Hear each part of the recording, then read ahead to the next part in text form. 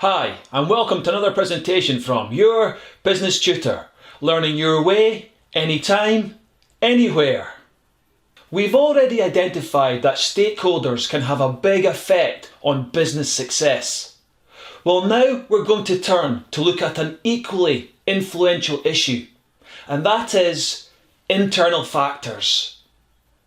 So what are we going to learn in today's presentation?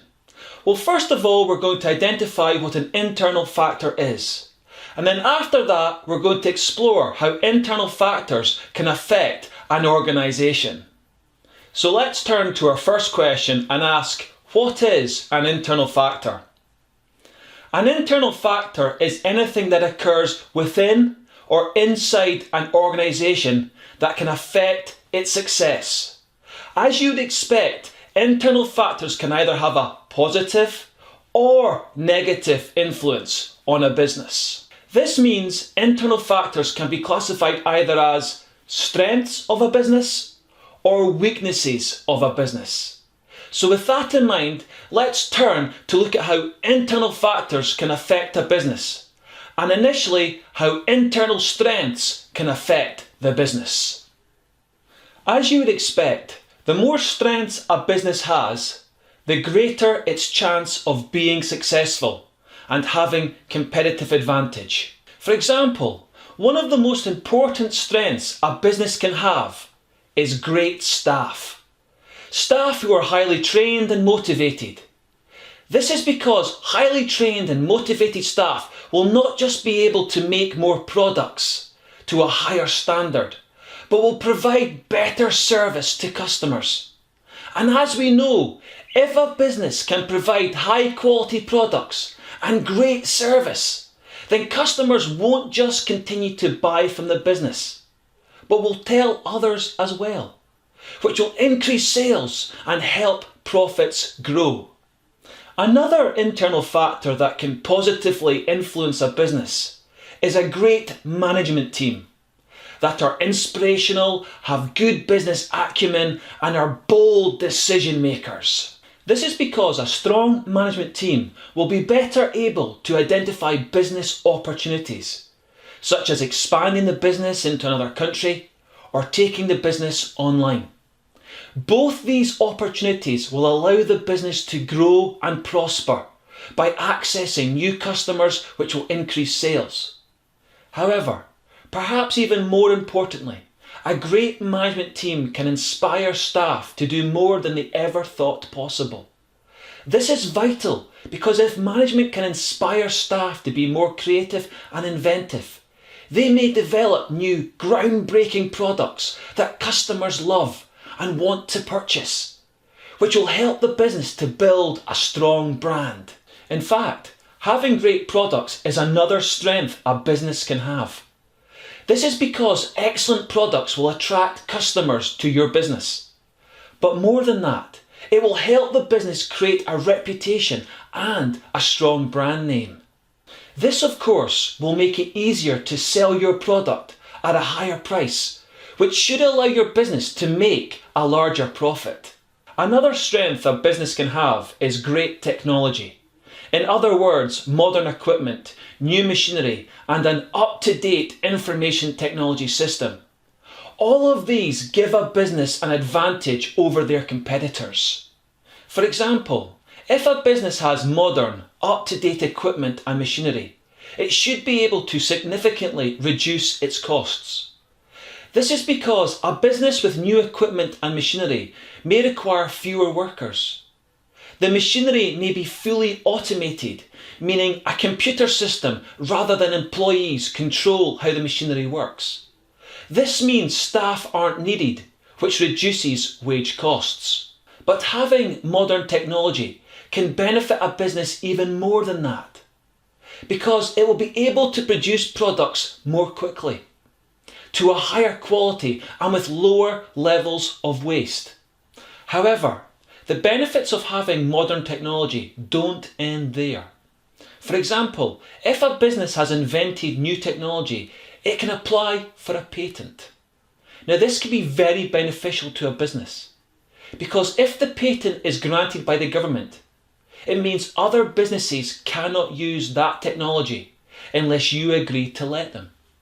This therefore gives you a competitive advantage, as the patented technology may allow your business to make better products at a lower price. Having great digital technology can also be a huge advantage. For example, a small local business that has developed a great internet site can sell its products globally rather than just being restricted to their local market. The benefit of this is the business will see increasing sales and improved brand recognition, but better yet, will be able to grow fairly cheaply as they won't have to open lots of branches all over the world. The final internal strength we'll look at, and probably the most important, is finance. This factor is so important because having enough finance or money is what keeps a business trading from day to day. For example, a business with lots of finance or cash will be able to pay all their bills as they fall due. This will keep stakeholders such as suppliers and employees happy, as they are being paid on time. As such, suppliers will continue to deliver inventory when required, and employees will continue to work hard and provide great service. But having lots of finance is even more important than that. This is because finance is the driving force behind business growth. Having lots of finance allows a business to grasp business growth opportunities when they arise. For example, it may allow a business to finance the takeover of a competitor so that it can increase its market share. Let's now turn and look at our second question and ask, how could the internal weaknesses of a business affect it? Weaknesses, just like strengths, can have a massive effect on business success and failure. For example, if a business has a demotivated workforce, the consequences can be severe. This is because demotivated staff are unlikely to be committed to the business, meaning they will probably provide poor service, which will upset customers, resulting in them going to another business. Worse still, an uncommitted and demotivated workforce will make it virtually impossible for management to implement changes such as new working practices or new production techniques. This is because staff will resist or disrupt the change by taking industrial action like going on strike or on purpose using new equipment incorrectly, so more mistakes are made. Another weakness a business could have is a poorly trained workforce.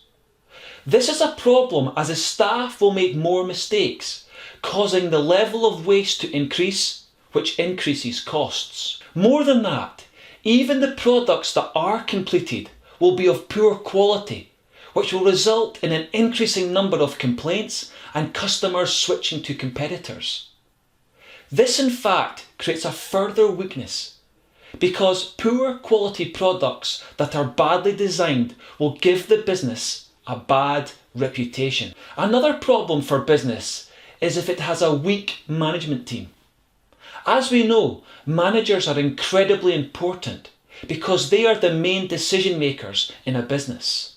As such, if they make bad decisions, such as setting too high a price or setting up in the wrong location, their business will suffer as sales will fall and profits will decrease. Old or outdated technology can also be a big problem for a business. This is because old machinery is far more likely to break down, which would cause production delays, meaning deadlines may be missed. But also, old technology won't be as efficient, which will reduce the level of products that a business can make. Along the same lines, old IT systems can also be a major issue for an organisation. For example, if the system crashes, the business will grind to a halt and won't be able to help customers as they'll be unable to access their details. Worse still, if the IT system is not well protected, it may open it up to hackers attacking the system and putting viruses and ransomware on the system. This could prevent the business using its IT system but may also allow unauthorised people to access confidential information on the business and its customers. A final internal weakness, and one which is incredibly influential, is lack of finance. This is so important because a lack of finance or cash can cause a liquidity problem. In short, this means a business has run out of cash to pay its bills. This is a major crisis, because if you cannot pay your suppliers, they will stop supplying inventory, meaning you have nothing to sell. And if you can't pay employees, they will stop working, meaning the business won't be able to open or produce anything. As can be seen, a lack of finance is of real concern to a business and can result in its failure and bankruptcy. So what did we learn today? Well, first of all, we found out what an internal factor is. After that, we explored how internal factors can both positively and negatively affect a business. The vast majority of businesses that fail have had significant weaknesses at their core. Weaknesses which they have ignored and allowed to grow, and which inevitably led to their predictable failure. This is why it is vital that an organisation not only identify, but put in place measures to improve their weaknesses. Thankfully, internal factors, as they are inside a business and under their control, are something which can be altered by a business. This doesn't mean that it will be simple, but rather, if there is a will and plenty of commitment, then weaknesses can be reduced or even converted into strengths.